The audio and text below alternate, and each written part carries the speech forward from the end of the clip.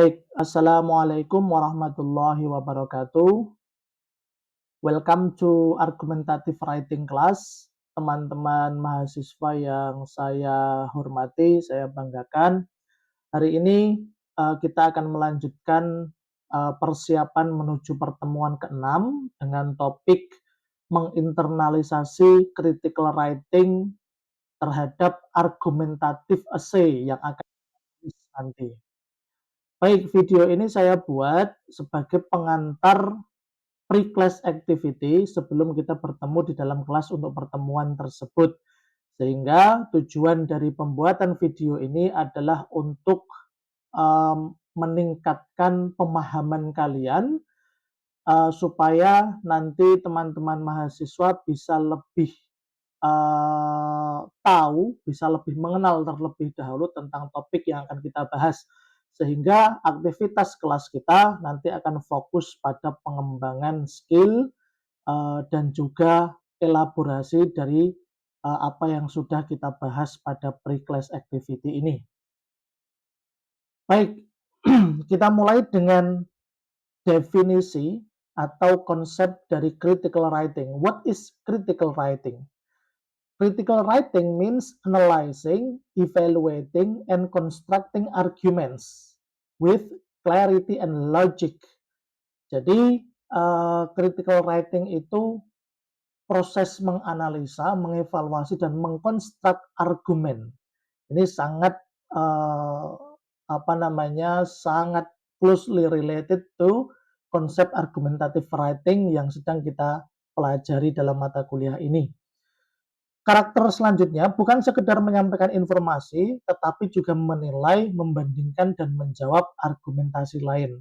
Tujuannya adalah menunjukkan pemikiran yang independen, yang mandiri, sikap intelektual, dan evaluasi yang matang atas suatu isu. Itu definisi atau beberapa hal yang berkaitan dengan critical writing. Kemudian mengapa jiwa kritis ini atau critical writing ini penting di dalam penulisan argumentative essay?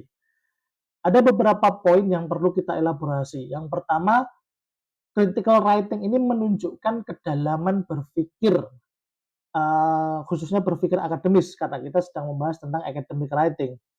Kemudian meningkatkan kredibilitas argumentasi kita, kemudian memungkinkan kita sebagai penulis untuk mengantisipasi dan menanggapi counter arguments. Ini yang menjadi titik penting dari argumentative writing. Kita harus bisa develop argumen yang tidak hanya sekedar argumen merespon terhadap isu-isu atau argumentasi yang diberikan oleh orang lain.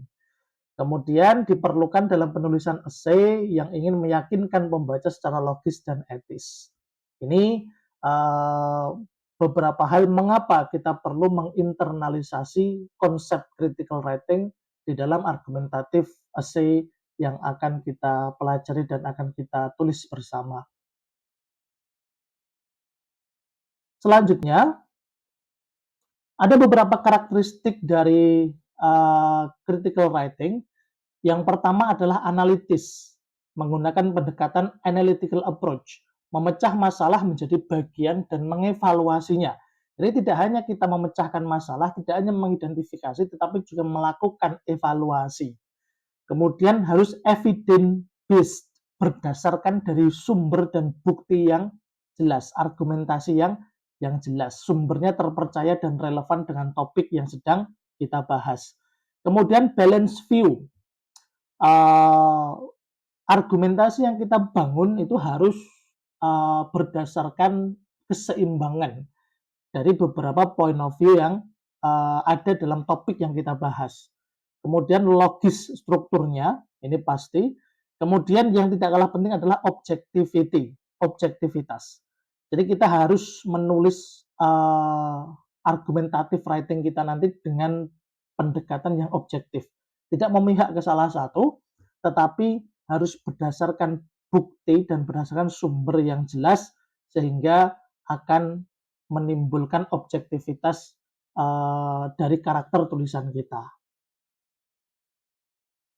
Kemudian ada komparasi, sedikit kita bahas karena ini penting untuk membedakan apakah tulisan kita itu sudah bersifat kritis atau masih bersifat deskriptif. Di dalam descriptive writing, itu fungsi utamanya menyampaikan informasi melalui deskripsi suatu benda. Tetapi di dalam critical writing, itu tidak hanya menyampaikan, tapi juga mengevaluasi informasi. Kemudian di dalam descriptive writing itu murni tidak ada argumentasi, hanya mendeskripsikan, memberikan label sifat dan lain sebagainya. Tetapi di dalam critical writing kita harus punya argumentasi dan klaim yang jelas. Tentu berdasarkan dengan bukti-bukti dan sumber yang ada. Kemudian di dalam descriptive writing itu netral terhadap sumber, tetapi di dalam critical writing kita mengevaluasi kekuatan dan kelemahan sumber. Jadi kita bisa menggunakan sumber-sumber yang menurut kita hanya yang relevan atau yang kredibel, tetapi kita juga boleh mendrop atau mengeliminasi sumber-sumber yang kita anggap tidak relevan. Kemudian di dalam descriptive writing itu tidak ada analisis yang mendalam, tetapi dalam critical writing harus analisis yang sifatnya mendalam itu harus kita lakukan. Descriptive writing fokus pada apa yang dideskripsikan. Tapi kalau critical writing itu fokus pada bagaimana dan mengapa. Jadi pertanyaan yang lebih membutuhkan jawaban yang bersifat lebih kritis dibandingkan dengan descriptive writing. Baik, teman-teman mahasiswa yang saya banggakan, ada sedikit contoh, example comparison, contoh membandingkan antara descriptive writing version dengan critical version. Saya ingin kalian membaca ini, kemudian mengidentifikasi perbedaannya. Apa saja elemen critical writing yang nampak di situ? Diskusikan dengan teman kalian. Jadi kalian boleh berkelompok 2 sampai 3 orang, kemudian mendiskusikan perbedaan dari descriptive writing dan critical writing melalui contoh real text ini, kemudian mengidentifikasi apa saja elemen critical writing yang ada di situ yang tidak ada di dalam descriptive version. Kita nanti akan bahas ketika kita masuk dalam pertemuan. Di awal-awal pertemuan nanti, pertemuan ke-6, kita akan membahas aktivitas pre-class activity ini. Jadi pastikan kalian membuat notes tentang perbedaan dan juga identifikasi elemen apa saja yang nampak, elemen critical writing apa saja yang nampak di dalam contoh dua contoh deskriptif dan juga critical version ini. Itu. Kemudian terakhir, ini kuis tentang pemahaman konsep dasar critical writing yang sudah saya sampaikan tadi. Silakan klik form, Google Form, kemudian kerjakan ada beberapa soal, 5 sampai 8 soal yang berkaitan dengan apa yang sudah kita jelaskan tadi. Kemudian jangan lupa untuk mengklik submit karena kalian menjawab tapi tidak diklik submit nanti akan sama saja tidak terkirim. Kemudian kita akan diskusikan jawabannya dan feedbacknya nanti akan kita berikan ketika kelas di pertemuan ke-6. See you di pertemuan ke-6. Assalamualaikum warahmatullahi wabarakatuh.